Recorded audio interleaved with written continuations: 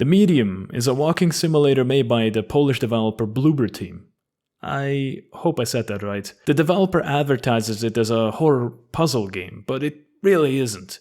I'll get to that in a bit. You play as a girl named Marianne, who has the ability to see the realm of the dead and is able to interact with the objects and spirits that reside there. Unable to remember her origins and plagued by a strange dream, she finds herself intrigued by a phone call from a man that seemingly knows something about her. Following the trail, Marianne goes to an abandoned resort that has a lot of bloody history carrying it. The gameplay has you completing quotation marks puzzles and occasionally sneaking past a monster.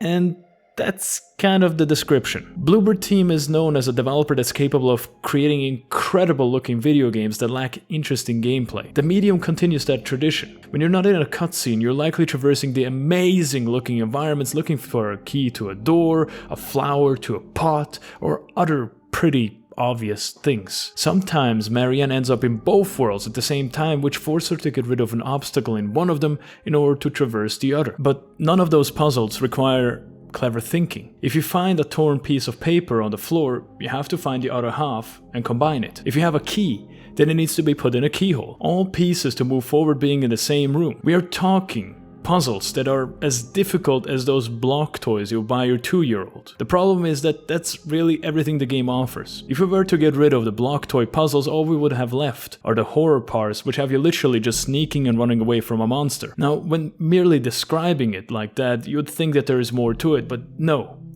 there isn't. You press a button to sneak, watch where the monster is looking, and walk past it. No clever use of environment or abilities necessary. As for the running sections, those are scripted sequences that have you pressing up or down while making sure that you don't run into any walls. Both the sneaking and chase sections lasting only about 2 minutes before falling back to the usual puzzles, which made them barely worth mentioning in this review, to be honest. Initially, I thought that I could look past the poor gameplay design to enjoy the story, but about halfway through the game, I softlocked because I completed one of the puzzles in the wrong order.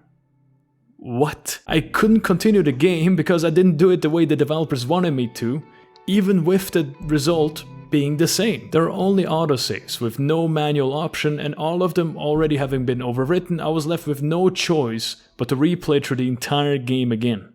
Yes, there is no chapter select. I went to YouTube and Google to ask for help, and all I found was a very nice Let's Player telling me that he had to reverse engineer the save file to skip past the softlock I experienced. And when I started the second playthrough, I realized how shallow the gameplay of the Medium really is. How when skipping all the cutscenes, you're only left with a lot of pretty but uninteractive decor. Having to spend my time just jogging from one area to the next, hoping that I would finally reach that place where I left off, I decided to drop the Medium and instead continue watching a friend play it. Feel free to call me out on this one, but I knew I wouldn't miss out on anything. Gameplay is ultimately what makes me want to take control instead of watching a Let's Play.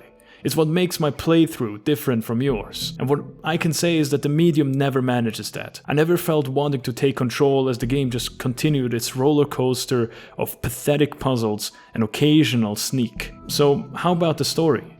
Is that at the very least worth something?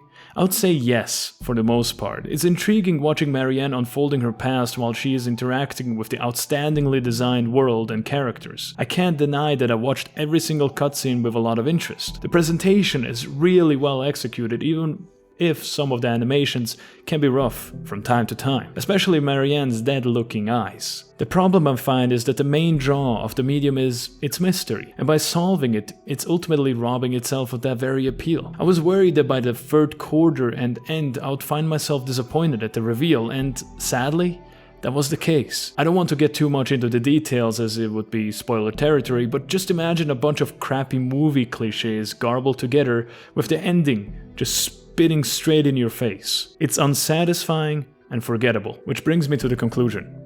The Medium is not a good game, as its gameplay is shallow and really just exists to push you through the admittedly very beautiful art exhibition. With 5 to 6 hours of playtime and a price tag that is dreadfully steep, I would just recommend watching it on YouTube instead. If you're looking to play a similar but much better title, I would recommend Alan Wake. It's a lot cheaper and outperforms the Medium in almost every category.